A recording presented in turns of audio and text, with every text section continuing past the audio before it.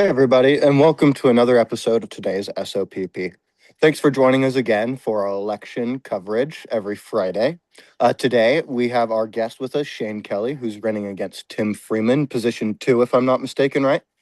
Correct. Awesome.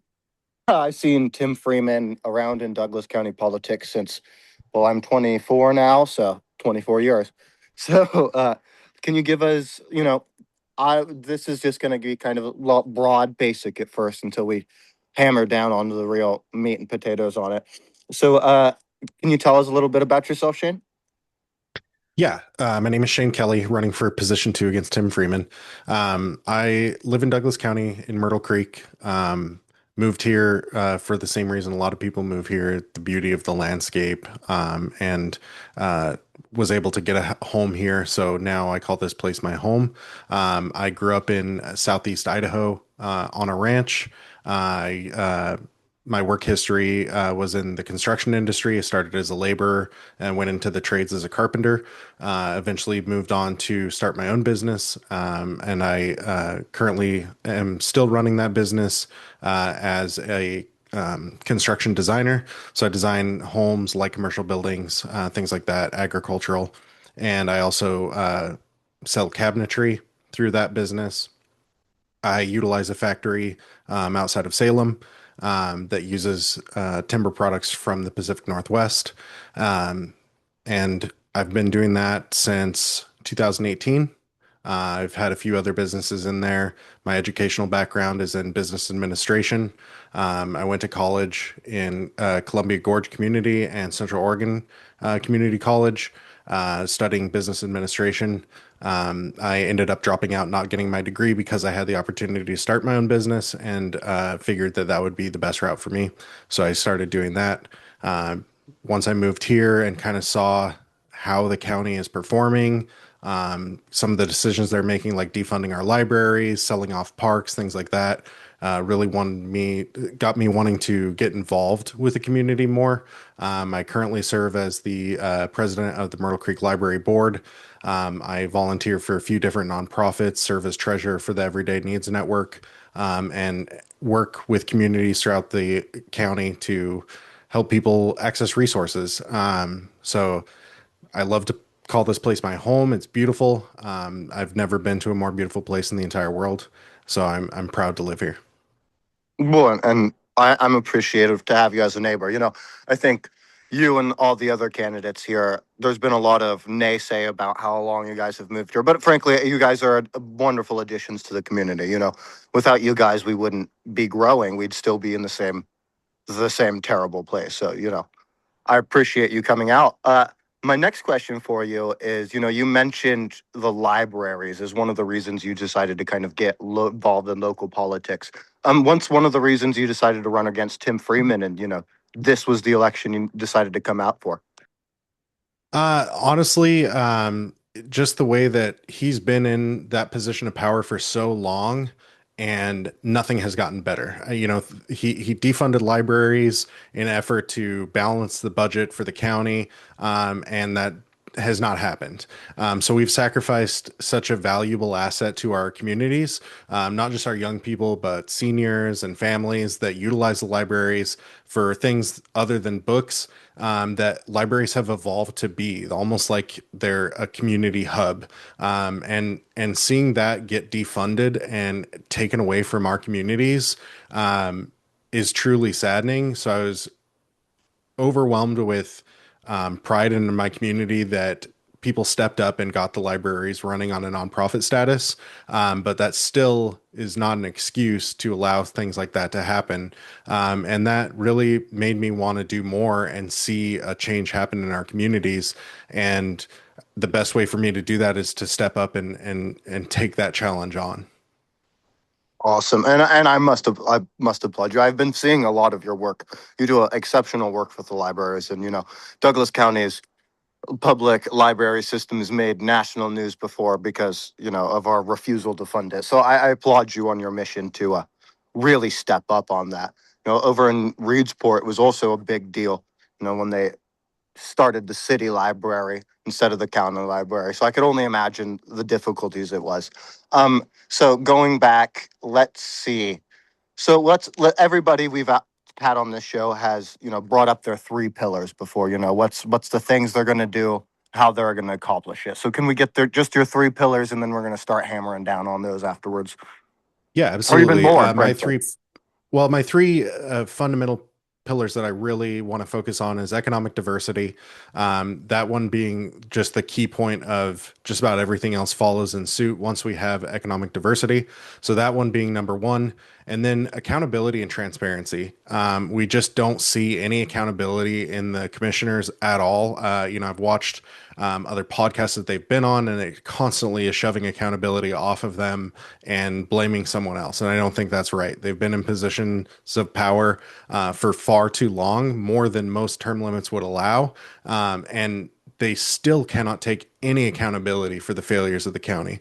And then transparency. When I had read the 2018 articles on Oregon Live about Tim Freeman and Chris Boyce and how they were caught, violating the county policies with their transactions, not reporting things, not having receipts for some of the transactions they were using county funds to do things like first class upgrades and flights. That showed me that they don't have any transparency. And then I started learning about all of the kind of backroom handshake deals they're making outside of the public purview. And that further ingrained that we really need more transparency in our county government.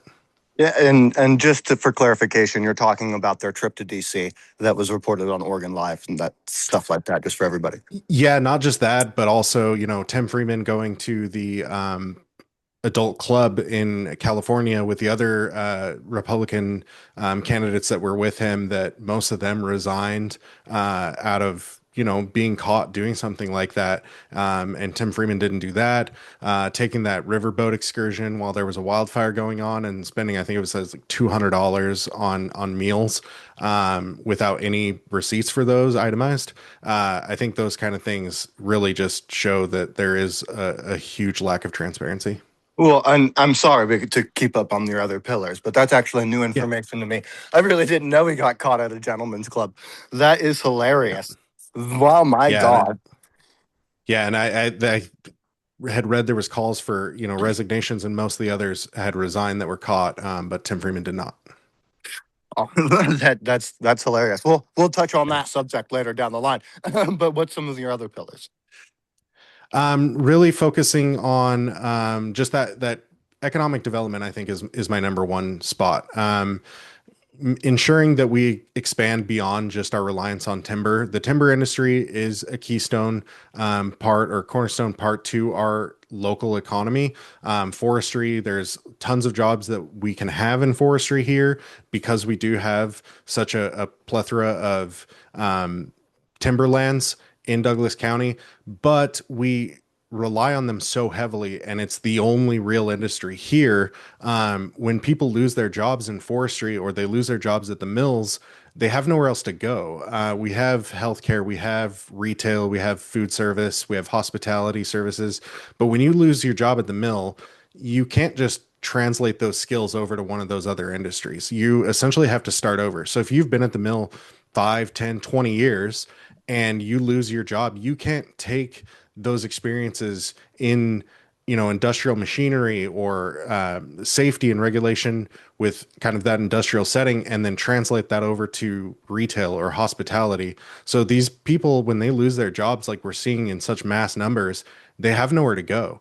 They can't just move into the retail and be at the same level of pay or seniority that they were. They've got to start all the way over with entry level jobs. And I think that's devastating to so many families when they experience a layoff or they experience a mill closure. So I think bringing in things like industrial manufacturing or energy into our county would really allow some of those skills to be translated so that there is a competitive field in industrial manufacturing and mill writing where these people can be mill workers and move over to an industrial manufacturing, bring those skills with them and have competitive wages, have competitive benefits.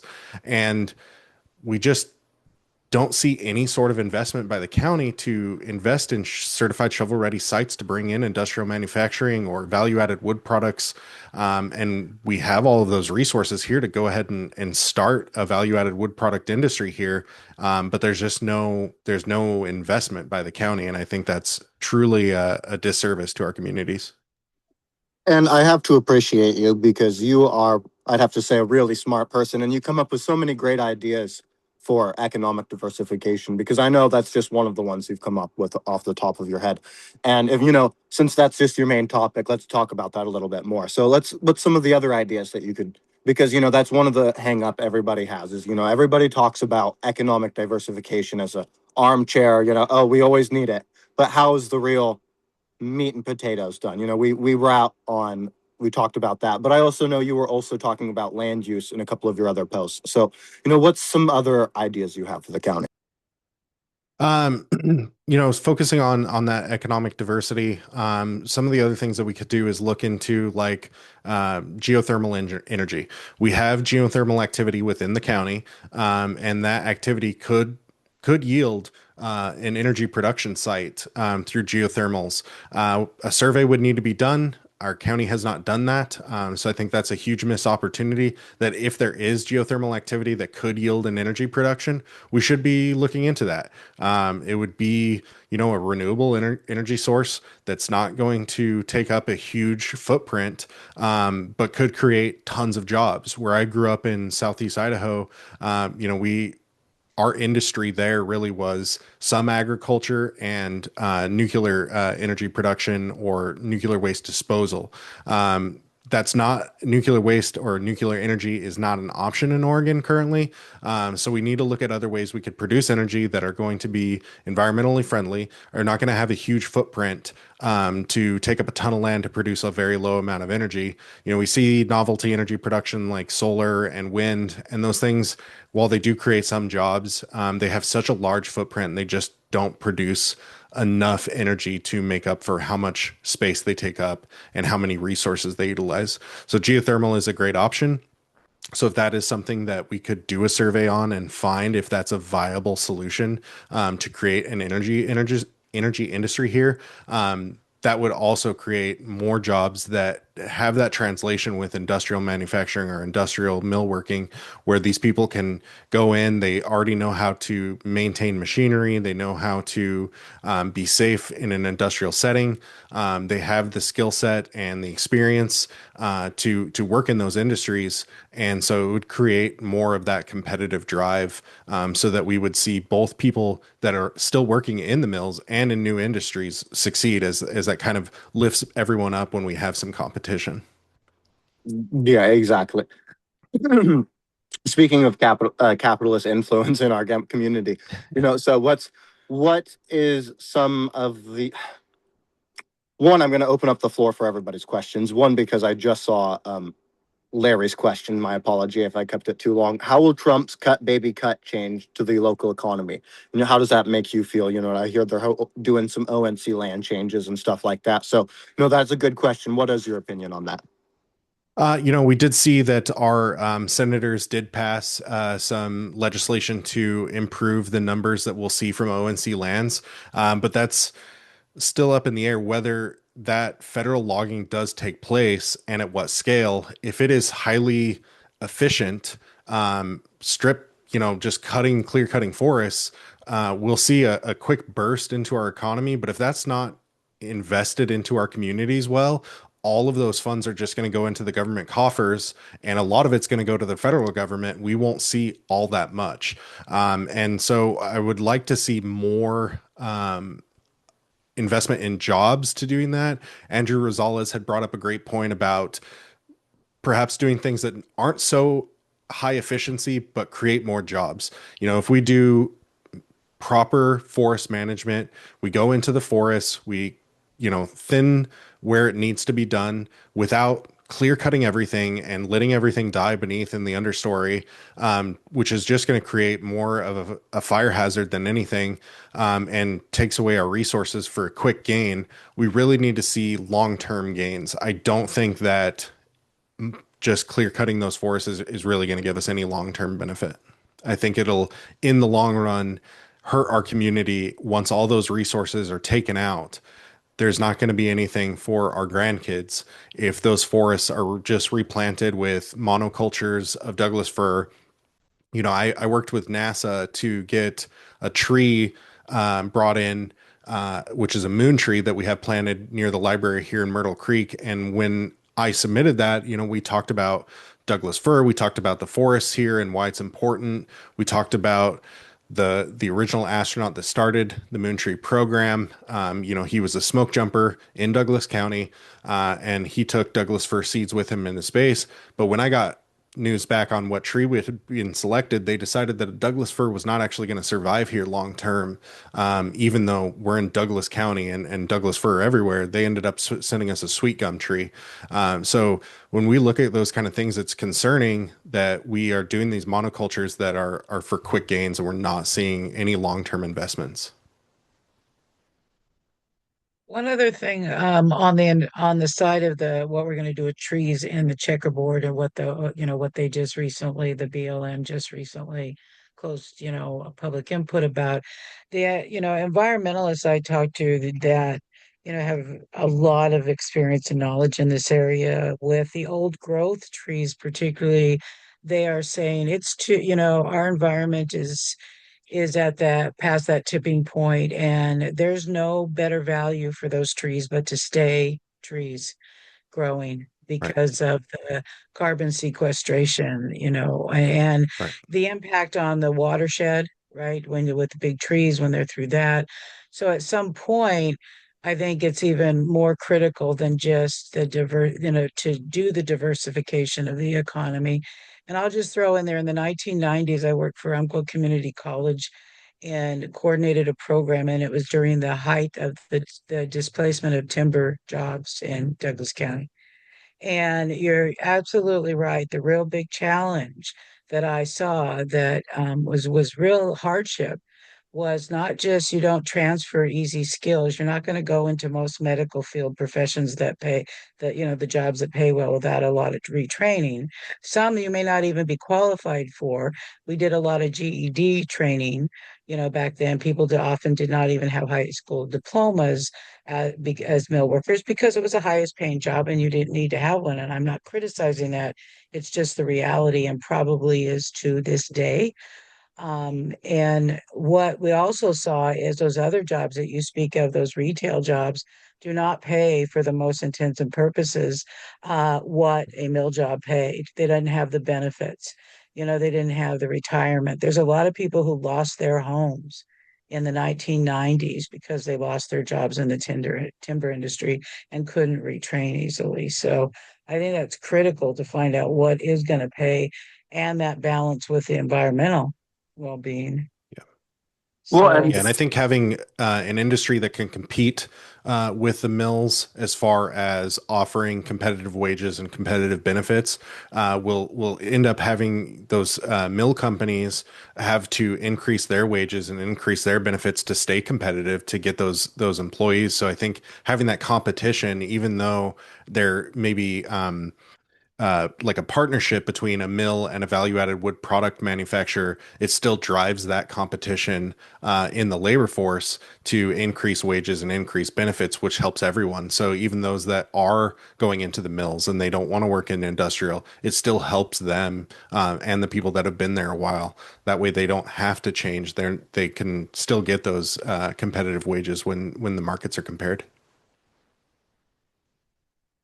yeah, and also what you've seen here is more of this timber investment trust. So there's a lot of the outside industry. Douglas County had been somewhat insulated from that, but in looking at a map of all the, who owns what land of Douglas County just recently, it looks like there are more and more of these outside investments. So it's no longer your mom pop mill, which is Right. what, grew Douglas County. No pun Yeah. intended. So. Yeah, and I see working in the nonprofit sector, volunteering with the library and like Everyday Needs Network and writing grants and things like that. We don't see the sort of investment in community from these mega corporations and large companies that we used to see, with like Ford family, when that was Pappy Ford and stuff. Those families, they lived here, they had a stake in the community, and they invested a lot of that back into our communities. It built our communities at that time.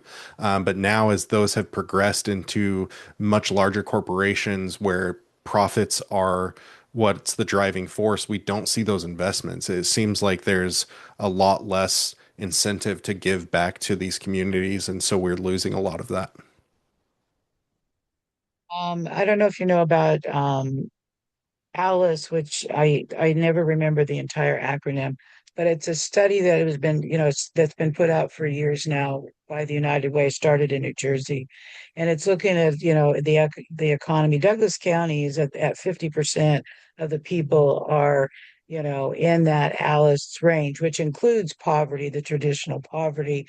But what really it caught my eye when one of the environmental experts I know started talking about it a few years ago was this gap between people who have at least one full-time job in a household and they're basically can't really afford to live in Douglas County.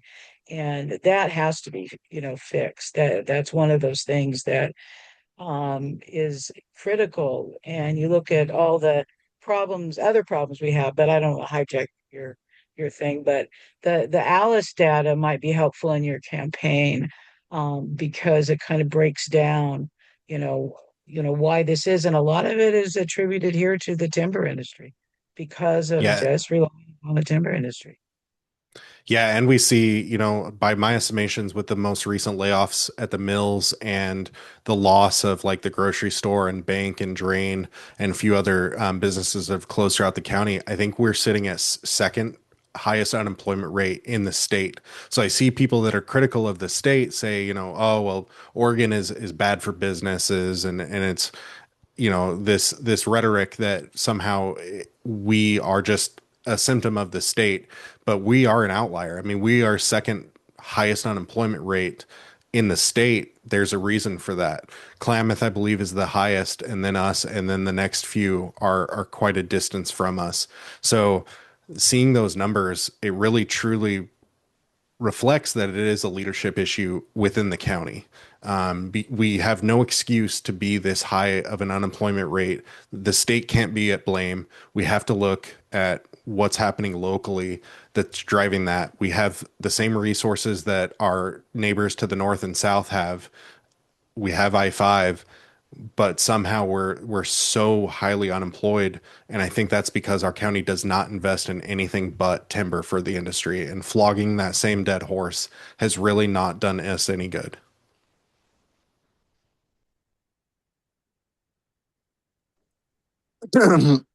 No, and I agree because I mean I was around. My elementary day schools were when I can still see the shuttering of Glide lumber, right next to the elementary school. That also gives up to our next point, which Betsy's a housing expert, and there's a housing crisis going on in the United States. So, it's not a lot, but let's talk about what the county can do about housing locally, and what if you have any ideas of what you could contribute to the idea. Yeah, I mean, if we were able to produce a lot of those value-added wood products here locally, from our local mills, we could cut down on costs, and produce LVLs, glue lams, I-beams, things like that, trusses, things that we need to build houses, to make that more affordable. Also investing in education for tradespeople. There's In my opinion, there's quite a lot of people here that own construction businesses or handyman services that could build houses and could maintain them. But there's just not a market for houses here. I really don't see a lot of new construction going on.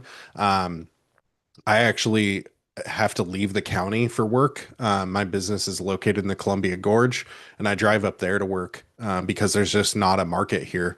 And I think that's because people just can't afford it. And there's also not a lot of availability.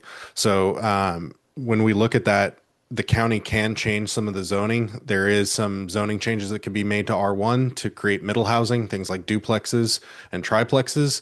And those zoning changes could happen. It would be very easy to do, but for some reason, I just don't know if maybe our county commissioners don't know that those changes are available, or if it's just not a priority to create affordable housing.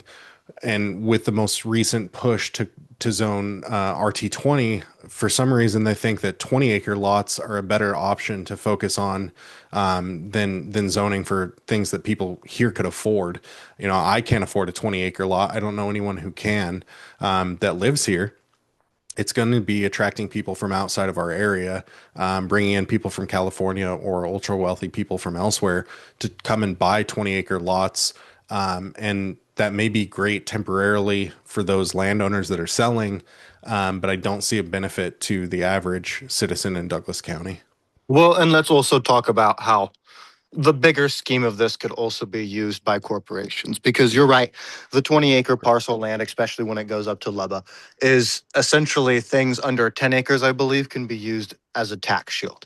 You know, that residual, and I actually learned about that from you. So let's talk about that really quick and give a brief explanation to our audience what that is. Yeah, so that's the small tract forest land program, which allows lots of 10 acres or more to receive a tax deferment of up to 80% of the property tax. Those lots would just have to be small tract forest land. So they need forest on them. There's not a lot of definition as to what qualifies that exactly, how many trees, how dense the forest is. There's also not a lot of language on when that tax bill has to come due. It's just when you log it. So if you never log it, you're never having to pay that deferment. And I've asked Tim Freeman, I sat down with him for 3 hours and we discussed things, and I questioned him on it, and he didn't seem to know much about that program. He said that it's up to the tax assessor to determine when that property has to be logged, but I don't see any sort of language in there that says that that's true. So I don't think that he knows much about it. But we are seeing things like those 20-acre lots, if those are forest land, which was qualified on there. The only ones that got pushed off were timber resource. But if they're forest land or farmland, they may qualify for that program. And that creates a massive tax shield when you can defer 80% of your property tax off.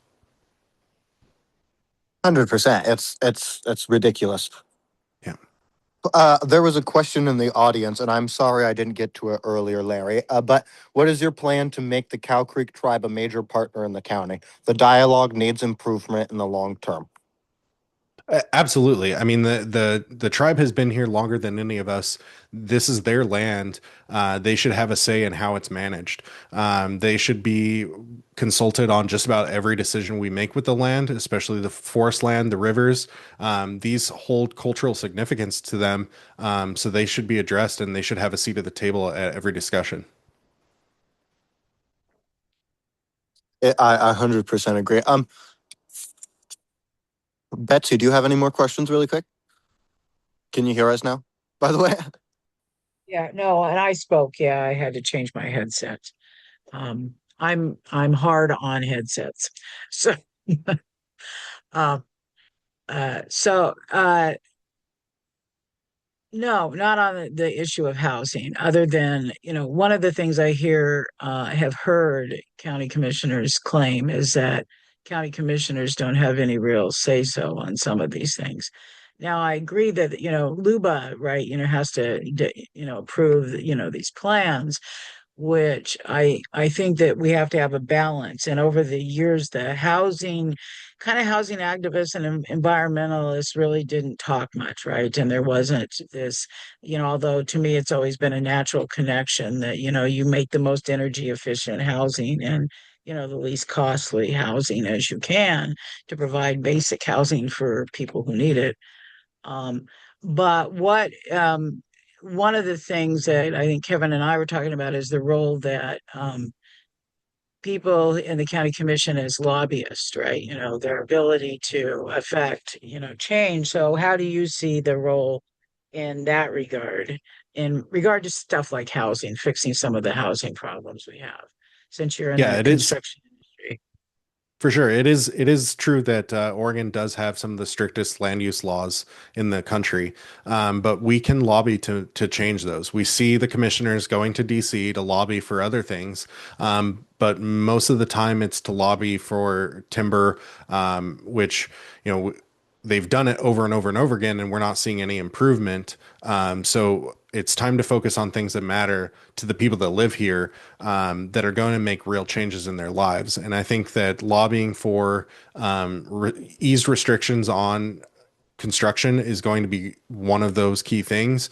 Right now, Oregon uses the IRC regulations for building. So we adopt kind of a nationwide code. And I think that if we can change that to adapt to maybe those rural areas, having a little more relaxation on some of those so that we have, you know, just affordable housing, and then we have long-term housing construction regulations. We can lift some of those to decrease the cost of building, but I don't think it's going to be a huge portion of it. A lot of the cost that we see is overinflation of materials and inflated labor costs because we don't have enough tradespeople to really bring down those costs. The trades are a great place to get into right now because it is so few and far in between to find good tradespeople.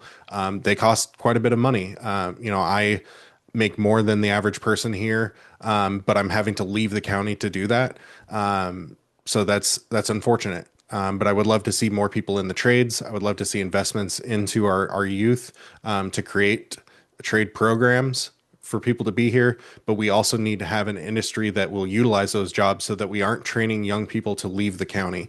Sending them to Eugene, sending them to Medford to go to school, or to find a good paying job. It doesn't benefit us, and it's a shame that we're having to send our talent outside of our county, for them to live a normal life. So I think if we can invest in people going into the trades, we can reduce some of the labor costs, create a workforce that's available here, and that would be an amazing asset into creating affordable housing, as well as lobbying to reduce some of those land use laws and construction regulations. And that brings up another good point. As a young person, you're 24. All my friends have pretty much gone and disappeared. There's a few that remain, and they're exactly like you said, either in hospitality, food service. Actually, most of them are actually working at Winco at the moment. But besides the point, what is your idea of workforce training? I've had the idea before when I ran. Is working with the county and the UCC. I mean, and seeing what they could. What we were talking about, fire programs or things like that. What is something that you think the county could do to inspire some of this workforce?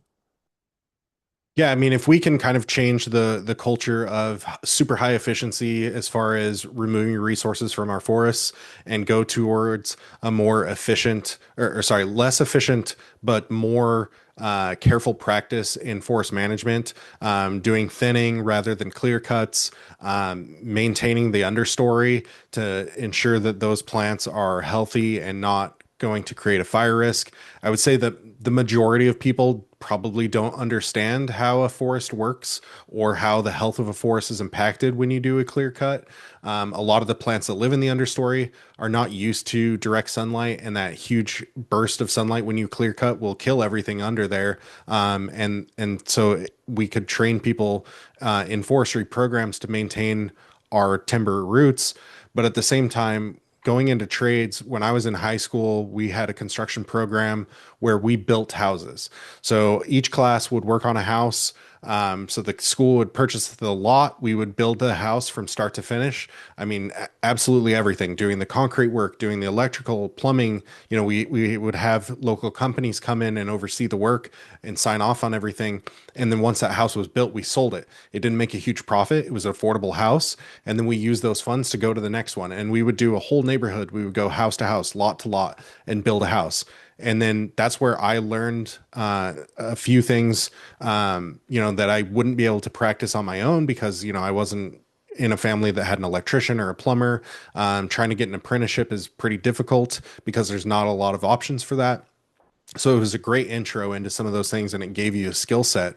So we could do something like that with either the local school district or UCC, to create affordable housing, to create a workforce that has experience, and is accessible. Being able to get in there and have that skill set, without having to apply for apprenticeship and go to all these different construction companies or plumbers or electricians to try to find someone that will take you on. It can be overwhelming. So I think creating an easily accessible trade program like that that creates affordable housing would be a great asset to our community as well. And let's go on to some of the questions we've been getting in. Nick Mitchell writes, should the commissioners fight to stop houses being scooped up by LLCs or corporations from buying housing and renting them? Absolutely. We saw some federal pushback on that. I don't know if that ever really came into reality, but when we see mega corporations like BlackRock purchasing up land, we shouldn't make it so accessible to them or cater to them by making these lots like that we're seeing with the RT20. If we can de-incentivize that, or create some sort of program to block those from happening, it would be great. But I think we need to see that happen on a federal level. But if we made more affordable lots for people that lived here, I think that would be better, especially if we can create quite a bit of them. It would stop a lot of the issues that we see with that. And then the next question we've got on was from Larry again. Roseburg is on ICE rental market. How do we address that? I think that I was at that city meeting where we talked about the possibility of that happening. There was really, honestly, quite a few people there. I think the entire room was packed. I think there was 50 plus people that came just to show that they did not want that to happen. And we see ICE talking about, and this administration talking about, they're deporting the worst of the worst. Is that something that, if you believe that, if they're really truly deporting the worst of the worst, do you really want them bringing those people into our communities? So if you believe that that's happening, why would we want them to bring that into Roseburg? Why would we want to bring the worst of the worst into our backyard? So I truly stand in opposition of ICE having any sort of presence in Roseburg at all. I don't think that building a facility or them renting anything is going to be any benefit to our community. I saw some people speaking out online saying, "Oh, it's going to bring good paying federal jobs to Roseburg." It's not. There's no one here that has the skill sets or the education that's going to allow them to get into a good paying federal job with immigration enforcement. We don't have any sort of programs like that around here. Oregon doesn't touch a foreign country, so we really don't have any sort of reason to have ICE here at all. And then I guess that does anybody else have any questions really quick? It looks like, how do you think the current commissioners react to ICE? Honestly, seeing Roseburg pop up on that list is concerning. There's got to be some reason that Roseburg stood out over Eugene, over Medford. Why Roseburg? It only leads me to believe that someone in a position of power had reached out to them directly and requested their presence be brought into our community. Otherwise, I can't imagine why ICE would select Roseburg out of any other place in Oregon to open up an office. We don't have a major airport. We don't have a lot of things to do, unfortunately. So I really believe that it had to have been someone in position of power. I'm not saying that it was a county commissioner, but when we look at it through that scope, it's likely that someone invited them. Or they just look at the demographics along I-5. And, even though there's conservative politics, like say in Josephine County, right? There, they actually have probably more activists other than our protests, which have been pretty large. But generally, as far as other kinds of activism, like consistent activism, in their city councils, like in Grants Pass, I don't see that as much here. So it may be that heavily Republican. Trump won by a lot here, you know, and how much shit are they going to get? And will they have defenders, right? If there is, I don't know. So and I-5. I mean, the reality is if you're going to even have an office, but at one point, I do believe, decades ago, there was an INS office here, right? There was an INS officer assigned here. And I knew this as the literacy coordinator because we had English as a second language classes. So, um, so I don't know that it's totally unheard of that if it were just one enforcement officer, but I don't know. Does anybody have any more information about, to what even they're looking at? I don't think that they've actually put out a full RFP yet or an RFI. I think that it was just something that was listed, so I don't think there is a lot of information out yet. Oh, yeah, okay. Well, and one of the things that the community is doing that at the No Kings rally tomorrow, there will be some petitions for no ice facilities here. So that's already started to happen. So hopefully it'll get some the city council, did the county commissioners make any statement? Did anybody see it? I know the city council made or the city made a statement that they weren't taking a position because they can't do anything about it or, have no jurisdiction. No, I haven't seen any word from the county commissioners on that, which is unfortunate because I know when ICE was going to open the facility over in Newport, it really was a community effort of their elected officials that led the charge to deny them, the area. So I have not heard anything from our elected officials. But that does open up the question and start the conversation, I mean, of the county commissioners and our current elected officials. We've been talking a lot about what you will do. And from this last half hour, I'm sure you've won so many votes. You know what I mean? So let's talk about the mismanagement and the inconsistencies we see in the current county commissioner. And so my first question is, I'm not sure, I've heard this in passing before, so this is my chance to bring this up to you publicly. But, I heard that you made a post that pissed off Tim Freeman significantly, that enough that he threatened your job at the library. And is that true? That's a really. Yeah, so actually, I had made a post when we had the flooding in Myrtle Creek. One of my friends and someone that lives in my community had suffered massive losses to their property. They just about lost everything, unfortunately, during the flood, and they had gone through the process to try to get a waiver to help dispose of some of their personal belongings at the dump. And they were denied that even after they were assured and they'd gone through the process and everything, they were denied by the dump to get a waiver. And so they made a post about it.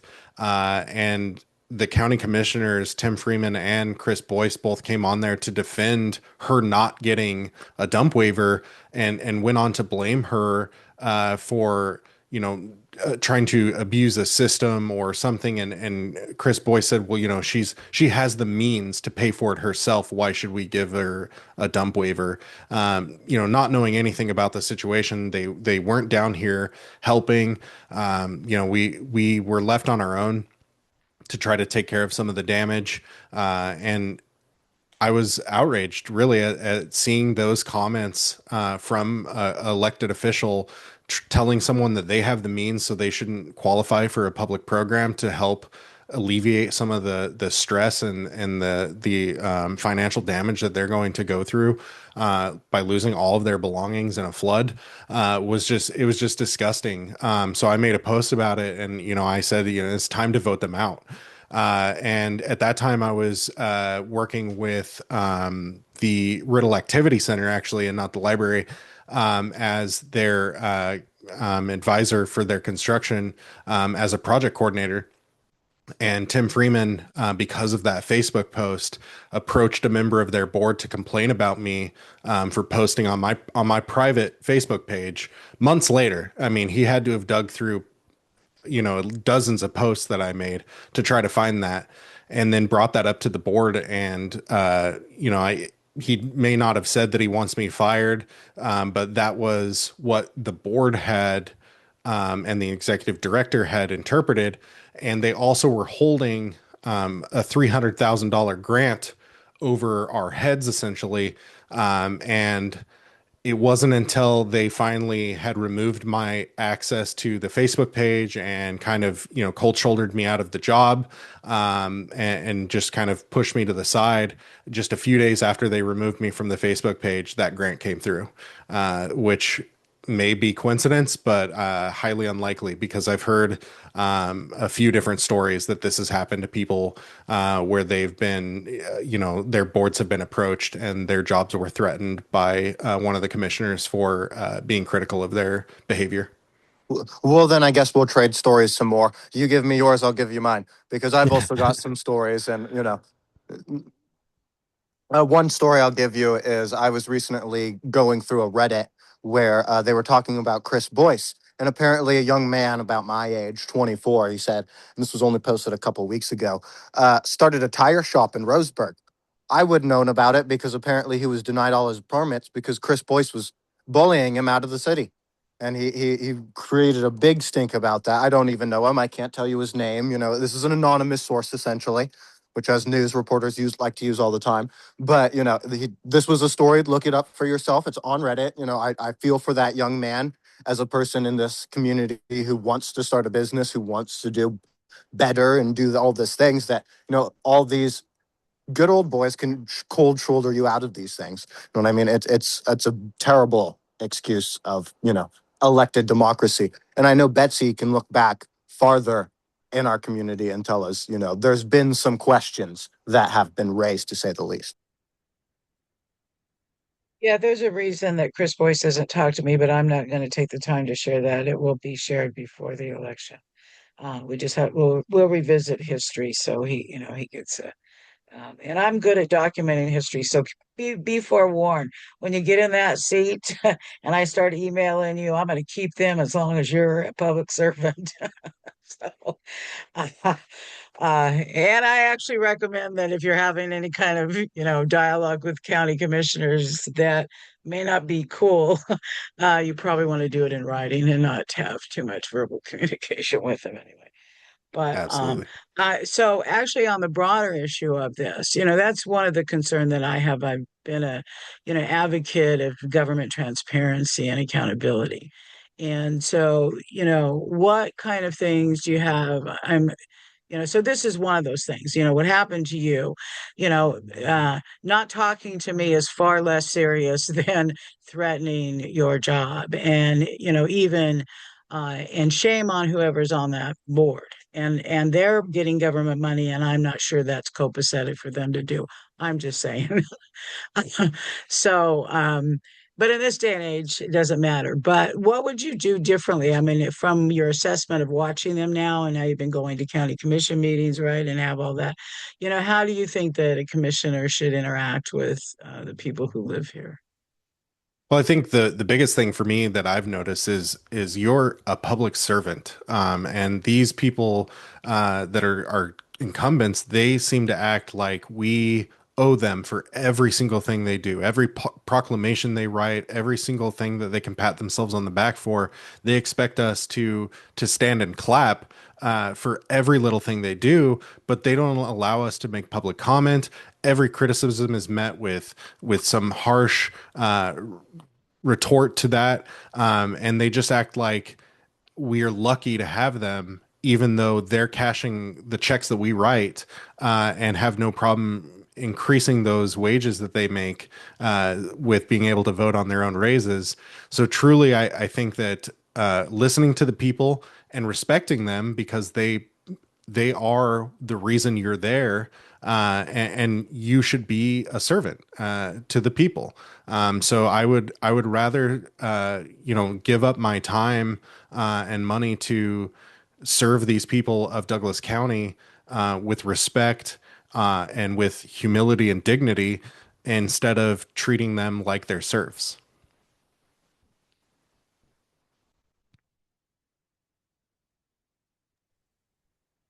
Well, county commissioner could do a lot about that. I mean, elected, you could change a lot, particularly the access. With and the issue of why there's no general comment section is certainly at the feet of these guys. They're the ones who did that. And Yeah. and they did it in retaliation for people who were saying things. And I understand that, that government has to work, right? So if you always have a bunch of people coming and yelling at you and they're making accusations that you really can't engage at some level with them, but as long as they, for one, speech is their right, and even if you don't like what they say, you don't have a right in that seat to retaliate against people because of their speech, even if it's not polite, even if they are rude. Um, and I would think that you could, do a whole lot better. Anybody could do a whole lot better. And I also just want to share briefly that this is a manifestation of those three guys because it really is. Because there was Republicans and Doug Robertson. You probably, if you don't know who Doug Robertson is, he's former county commissioner, timber industry dude, right? Wasn't he like He one of still the works. longest serving commissioners in Yes, he Oregon history? was. When he left, yes, when he left, he was. And he, is a consultant for the, timber guys these days. But I spent a lot of time when he and Susan Morgan, even Kittleman and others were county commissioners there. A lot of time, meaning a lot more than I do now. But I would go there for various issues. And even if they didn't like what I said, they weren't assholes. Okay. And that's what I got from anybody in the audience, even if they didn't like what they said. And they had to deal with people being pissed at them, and even were very conciliatory when people had questions. And the big problem, I think, is that transparency issue. I think a lot of people, when they decided to close this down, the general comment section, if they had actually been more open and answered people's questions, they probably could have avoided all of that crap. So, how do you see that part of managing, like audience participation? How are you going to facilitate better input from the public when they want to have it? I think opening up again to allow public comment is a huge start, and that should be the first thing that happens. Also, going out to communities, everything is held at the Roseburg Courthouse for their meetings, but a lot of people can't make it to Roseburg from places like Reedsport and things like that. And the time those meetings are held, always being at early in the morning during a work day, it really limits the access for people to come out and speak. So I think traveling throughout the county, going to these different communities to host, your meetings there so that they're more accessible, and doing, town halls, like, we're doing now. Lori, Andrew, Nick, and I, we're going out to all these communities because we want to hear what people are concerned about. Having someone upset about something it's going to happen. When you're passionate about something, or something really matters to you, you get upset when things are not, going well, or you see things that are going poorly against what you believe in. So hearing those concerns is critical to do a good job. I can't see every corner of the county at all times. I don't know every single thing that people are concerned about. If I don't ask, if I don't go out there and hear from them directly, how am I going to know? So opening up for public comment, traveling the county to speak to these people, and then also making information requests not so expensive. I think Oregon Live paid close to $3,000 to get some receipts from the county, and no one can afford that. I mean, you can't. Who's going to be able to afford $3,000 to make sure that I'm being accountable and transparent? So I think those things will be critical to ensuring that we rebuild trust in the government. Yeah, thank you. And given that those laws were made when we didn't have the digital abilities that we do now, the public access for the internet, those laws about retrieving public documents, right? So there was a rationalization a rationale that really was clear about how much time or staff going to do that, right? But now, I mean, they can sort and decide what isn't going to be disclosed immediately and have it up on the internet. And I would say the county's website. So you guys get elected there, you need to change that website because it Yeah. sucks. Yeah, Okay. it's bad. And I have done legal research, right? When there was DOS-based internet computers in the 1980s. Okay. So I'm telling you, the research is it sucks. So No, I it's think bad. some somebody let me see. Larry, I think, asked about bringing up the charter. Have you paid much attention to the discussion like last week? SOPP had, a discussion about the changing the home rule to a home rule charter, to change the structure of Douglas County government. So, do you know much about it? Want to, Yeah, I what's your think that opinion? creating a home rule charter is fundamental to advancing the county. I would support adding two additional commissioner seats and dividing the county into districts. I believe that the county is just too large for three people to represent everyone. So I would like to see there be districts, have the county divided up so that each district, five districts, has a county commissioner for each district, and they can represent the people within that district so that we have more representation, we have more transparency, and we have more accountability. And the people deserve to have that representation for those areas because we see so much difference between Reedsport and Roseburg or South County. They're just so vastly different communities, so they should be treated, individually. So I believe they deserve their own representation. What's some of the other stuff, because we did have that episode last week and we did talk about a lot of the other things that a community county charter can do. So, what's some other stuff you'd like to see on there? Because I agree with you. I'd personally like to see more county commissioners and districts. But, what's some other stuff you'd like to see on that charter? Any other freedoms that we can have that are afforded to us through a home rule charter that allow us to act independently from the state, I think we should utilize that. I believe in smaller government. I believe in local government having more control. So any of those, I'm not sure of every specific detail that would afford us, but any of those that are afforded to us through a home rule charter, I think we should fight for that to be more independent, especially because Douglas County is so vastly different from every other part of the state. We see so much controlled by Portland and Salem, and having more control in Douglas County for our people and our citizens that are very rural. I think that we should fight for those afforded rights. And then you've got another. You have a great message. How can you adapt, get the message out in community or daily newspaper? So, essentially, how are you getting your word out right now? Right now, we're just traveling to every community and doing town halls. We've visited five or six different places now and held town halls. They've been pretty well attended. I've been surprised with some of the turnout.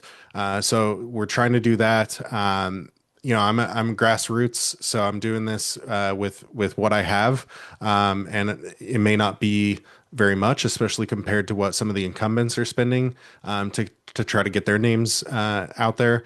I just saw down the street from my house they put up some big banners. I'm not going to do banners. I might do a handful of yard signs, but otherwise it's just word of mouth. Trying to get out into the communities to show that we're going to be here, we're going to show up, and we're going to listen. I'm doing the best we can with what we got. So if you have suggestions, I would love to hear them. Otherwise, tell your friends, tell your family. I think that we're a pretty diverse group that are running on a slate together. And we've seen some of the other commissioner candidates, doing some things, but we're not seeing all of them come out into the communities. I would love to see more people doing what we're doing.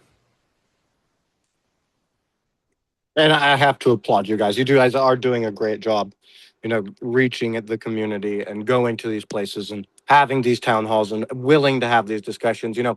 It's been seen from a lot of elected officials that they feel they can just phone it in. They're elected. They've had one bad experience and then they never have to show up again. The example I'll give right now is the 2024 election when Trump got hammered by Kamala that once, dude, and he just never showed up again, dude.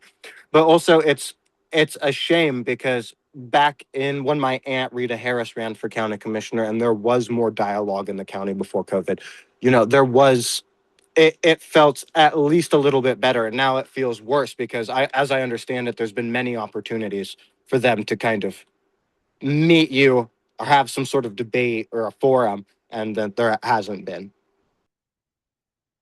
Yeah, and honestly, they've been in these positions for so long and nothing's getting better. I don't know why, other than the paycheck and the power, they won't just step out of the way and let someone else, truly lead the county into a better place. If they cared about our citizens and they've given it this long of a shot and nothing's gotten better, it's time to just step out of the way. And I'm willing to concede to anyone that's a better option. I when we get to the primaries, if one of the other candidates is beating me, and I don't have a shot, I'll stand behind them. If their message is better than mine, and their message is truly going to benefit, our people, that's what I'm here for. I'm here for the people of Douglas County. I want to see us succeed. I don't need to have this. I don't need to win. I don't need to be in a position of power. I just want to serve the county. I want to serve our people. I want to see us do better. I want to see us thrive. And that's really what I'm all about. So I don't understand them grasping onto this and holding on so tight, and just shoving all the accountability off just to keep going forward in their position, but leaving everything else in shambles. It would probably used to have, decades ago been TV, but I think you really need to be online more. And I think that all of you need to be on a regular basis. Like next week, we're going to do the drop in and we're going to talk about land use for all four of you and any other commission candidate who wants to drop in and can behave. So that has to be the criteria for me. Um, and I think all of them probably could, but would they? Uh, uh, but I think that uh, so how do people get in touch with you? How are you using volunteers? Are you using volunteers? You need volunteers, that kind of stuff. And then when you're done with that, what is like kind of the most important message you want folks to know? Yeah, you can find my contact info on my website, Kelly, the number four, DCO.com. My email is on there. You can text me. My number is 541-936-3492. Give me a call. I'm usually available. I'm happy to answer questions. I'm happy to talk to people. This is a nonpartisan race. I would love to see more people coming together for the benefit of the county. I've seen a lot of rhetoric on one side versus another, who's what. But really, I just think that we need to look at this as the future of the county. These incumbents have just done such a poor job and continue to do so poorly for the people. So I really want to see that change. As far as volunteers go, if you'd love to come out and door knock, we need door knockers. We're going to canvass Roseburg, some of these areas. We just need boots on the ground to do that, do phone banking. There's a lot of opportunities. So if someone would love to volunteer, please reach out to me, Lori, Nick, Andrew, any of us. Reach out, and we have lots of things that we need help with. My message for everyone would be, your voice matters. It's time for a change. Let's make Douglas County a better place to live for everyone, and let's build it with integrity. Well, I want to really thank you for coming out and stepping up. I think a lot more people can do from your inspiration. I have to thank all the candidates that stood up in this election cycle. You guys, you know, this county hasn't, you're right, hasn't been changed in such a long time. It's such a daunting prospect, but, all I can do is give you guys encouragement and say, no matter what, keep up the good fight. If it's a county commissioner race, if it's the home rule charter, if it's standing up for another office in the future, you guys are doing such a great job, and the community needs you guys, all four of you, and do what you can, and don't let, if you need anything, we're here for it. Thank you. No, thank you for having me here and letting me talk about some of these things and have some dialogue. It's been great, and even if I don't win, which I don't need to win, but if I don't win, I've learned quite a lot, and I will continue to serve my community in every way I can. Yeah, thank you very much, for being here and also running. It takes a lot of energy. I've been campaign managers, and that takes a lot of energy, but I wouldn't want to be the candidate. You guys have to do a lot. And then if campaign managers tell you you have to be the ones doing a lot because you're the one that's going to convince people that, vote for you. You have my vote, so Thank you. what? All right. We done? And you have my endorsement and my vote. So, I'm not sure Thank if it you. goes for much anymore, but you can say it. Yeah. All right. Thanks. Thank you. Thank you guys. Have a good night. And thank you, everybody, for joining the SOPP. We will see you next week. And Betsy, do we have a something scheduled for Friday? For this coming Friday, it's that the candidates discussion about land use and planning. Understood. Well, then next Friday it must be that Matt Spurlock from Josephine County is also running for a county commissioner seat down there, and he'd like to be on. So we'll put that one on the Yeah, book well, too.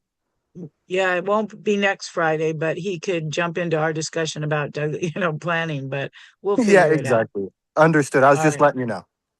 All right. Thank you. All right. Bye.